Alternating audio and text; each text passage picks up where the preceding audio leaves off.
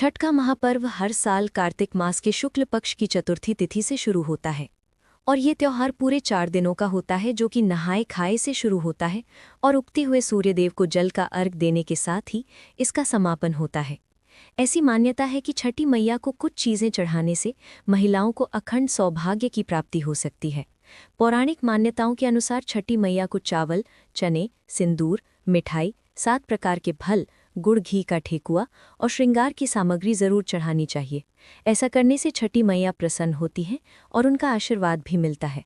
साथ ही पति की लंबी आयु और अखंड सौभाग्य का वरदान भी प्राप्त होता है।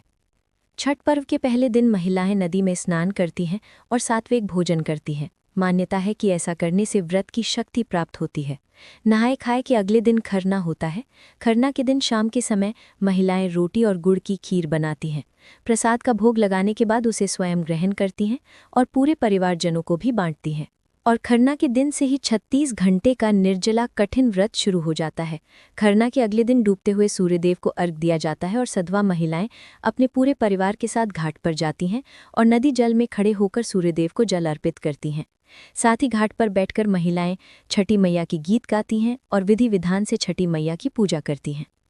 इसके अगले दिन यानी छठ पर्व के अंतिम दिन महिलाएं सुबह सुबह अपने परिवार के साथ फिर से घाट पर जाती हैं और उगते हुए सूर्यदेव को यानी उषा काल अर्घ्य दिया जाता है और इसी के साथ छठ के कठिन व्रत का समापन हो जाता है और व्रती महिलाएं जल और प्रसाद ग्रहण करके अपने व्रत का पारणा करती हैं।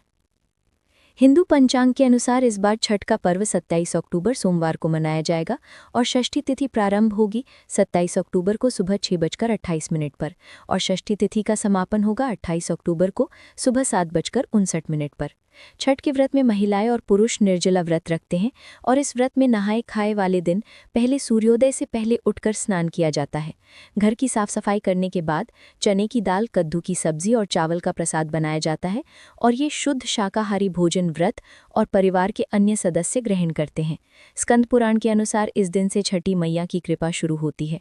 दूसरा दिन होता है खरना या जिसे लोहंडा भी कहते हैं और खरना पर व्रती नए चूल्हे या मिट्टी का चूल्हा बनाकर उस पर गुड़ की खीर और रोटी आदि बनाते हैं।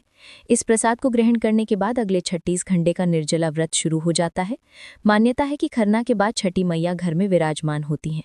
संध्या अर्घ 27 अक्टूबर को रहेगा, जिस दिन व्रती निर्जला उपवास रखते हैं। सूर्यास्त के समय नदी या तालाब में खड़े होकर डूबते हुए सूर्य को बांस के सूप में फल, ठेकुआ और मिठाई, गन्ने आदि के साथ अर्घ देते हैं।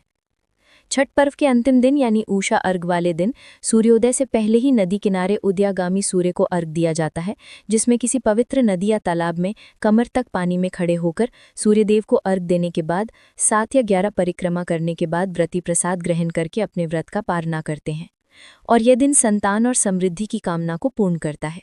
छठ पूजा सूर्यदेव की उपासना का प्रतीक है, जो जीवन में शक्ति और ऊर्जा का स्रोत है और धार्मिक पुराणों के अनुसार छठी माई संतान की रक्षा करती हैं।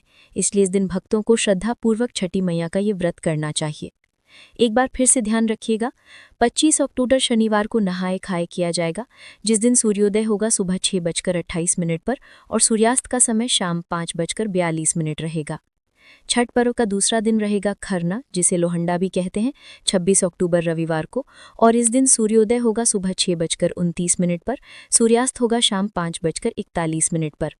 छठ का तीसरा दिन रहेगा 27 अक्टूबर सोमवार को, जिस दिन संध्या अर्घ दिया जाएगा और इस दिन सूर्योदय होगा सुबह 6:30 पर और सूर्यास्त का समय शाम 5:40 रहेगा।